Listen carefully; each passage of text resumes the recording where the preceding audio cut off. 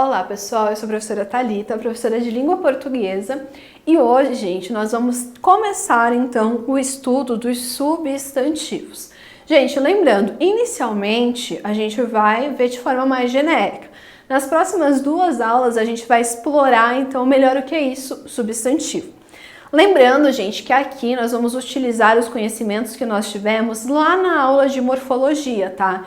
Então é importante que vocês vejam primeiro morfologia para depois, então, verem a aula sobre substantivos.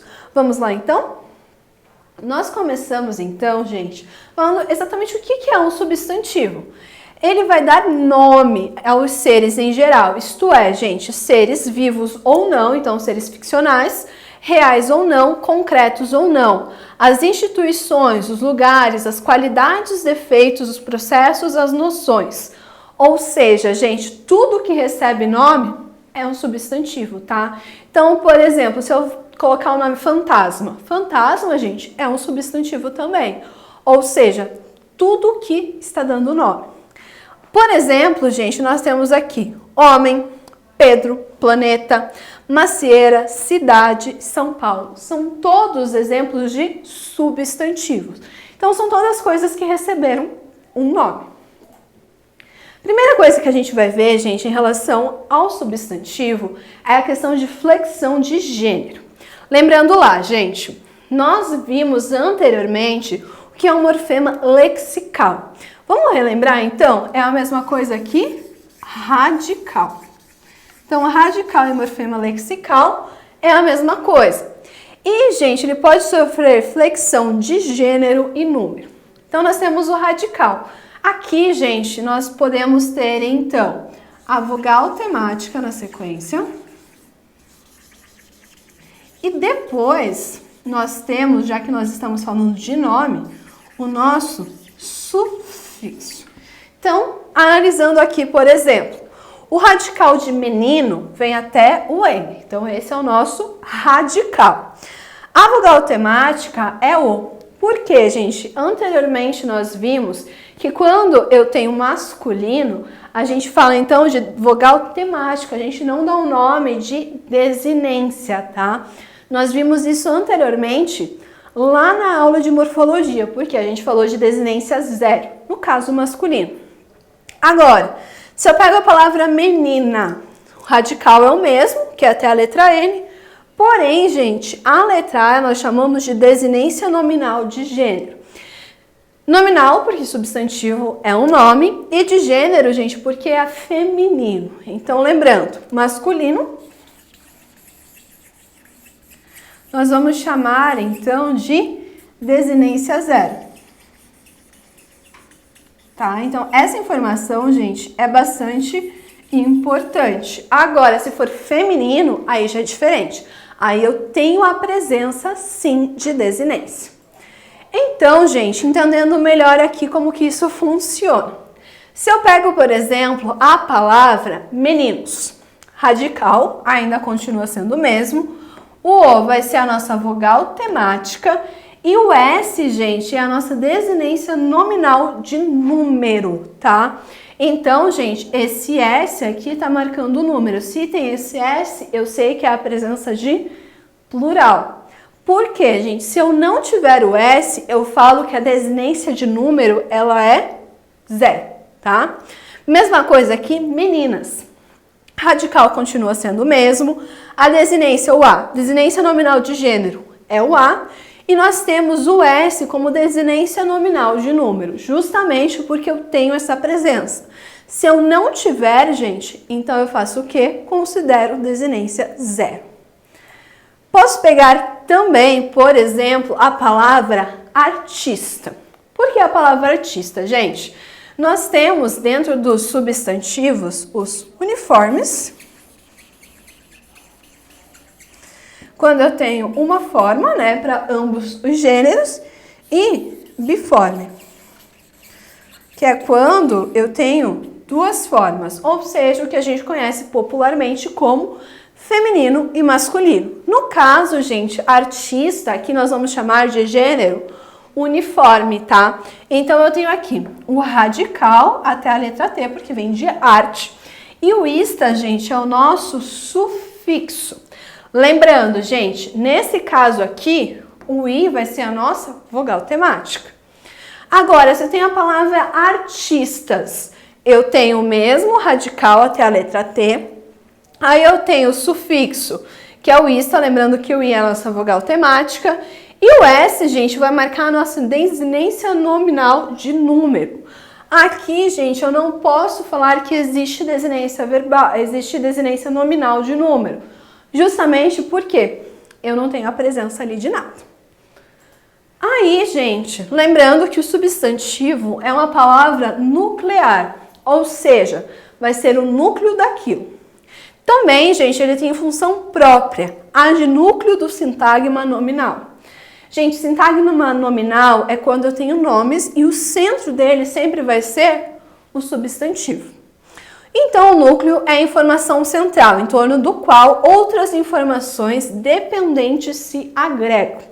Então, se eu pego, por exemplo, aqui, ó, um livro, um ótimo livro, um livro estrangeiro, um ótimo livro estrangeiro. Ou seja, gente, eu mantive em todos o substantivo livro. O que eu mudei aqui? O que foi sendo acrescentado? Então, por exemplo, aqui eu tenho ótimo e estrangeiro. São coisas que foram adicionadas.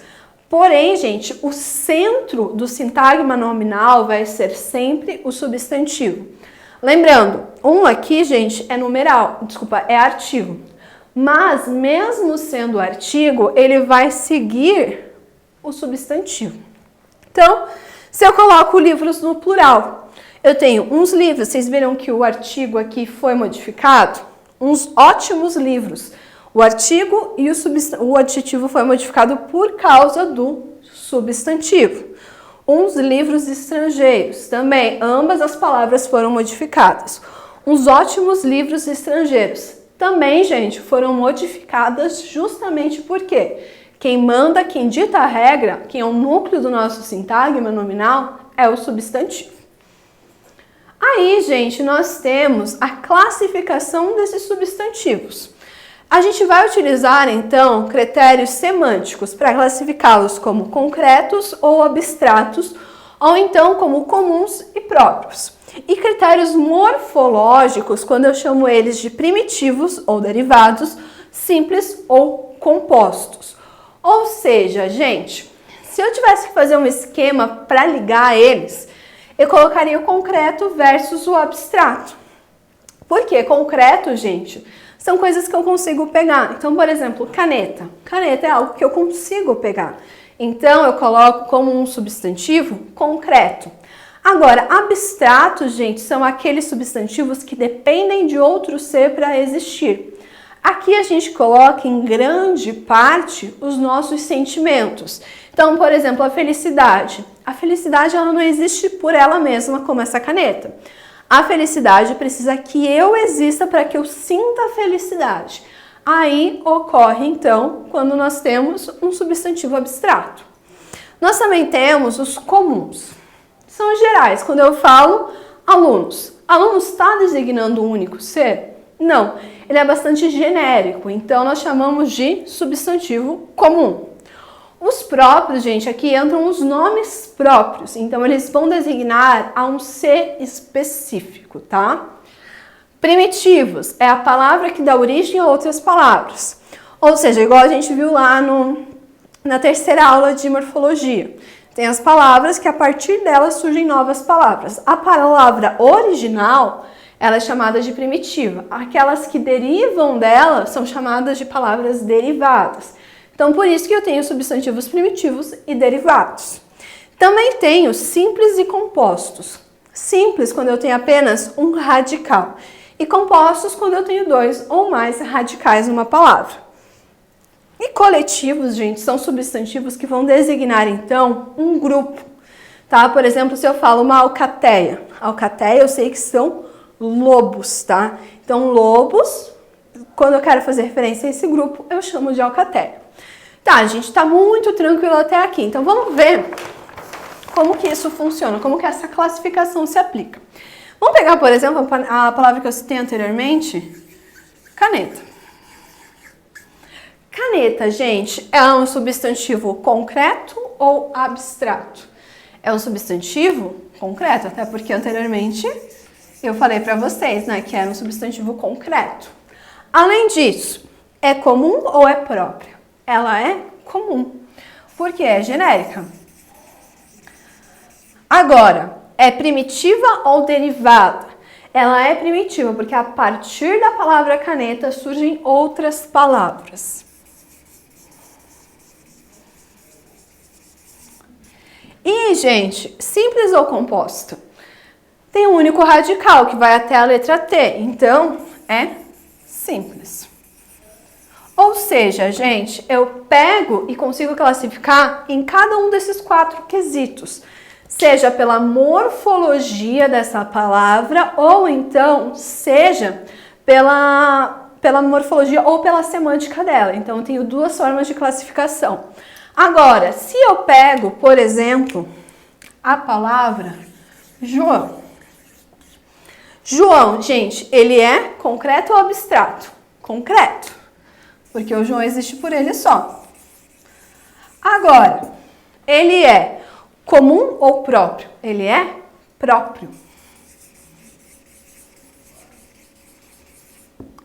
Ele é primitivo ou derivado?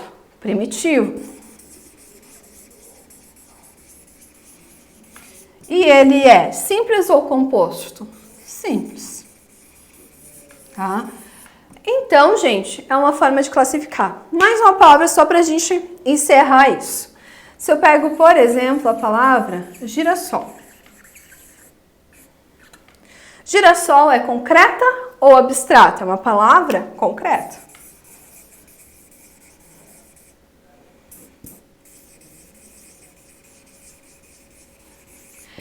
Ele é próprio ou comum? Ele é comum. Ele é primitivo ou derivado? E agora, gente? Girassol não é a junção de 2 palavras? E agora, eu classifico como comum ou como derivado? Como derivado. Justamente porque não é a palavra original. E como eu já dei a dica, é simples ou composto? É composto.